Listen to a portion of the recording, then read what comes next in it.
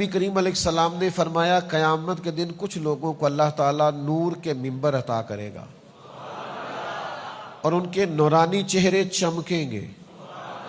اگلے لفظ ایسے ہیں کہ وجد آتا ہے.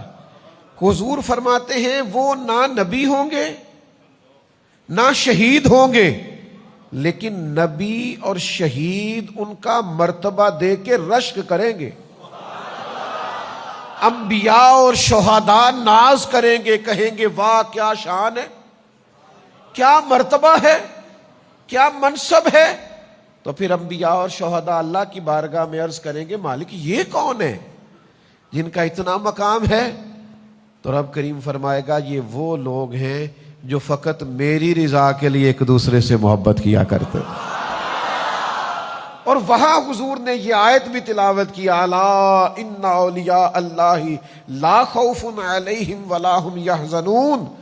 فرمایا بے شک اللہ کے ولیوں کو نہ کوئی خوف ہوگا نہ غمگین ہوں گے. اور حضور فرمانے لگے اس دن ہر بندہ غم میں ہوگا، یہ غم میں نہیں ہوں گے.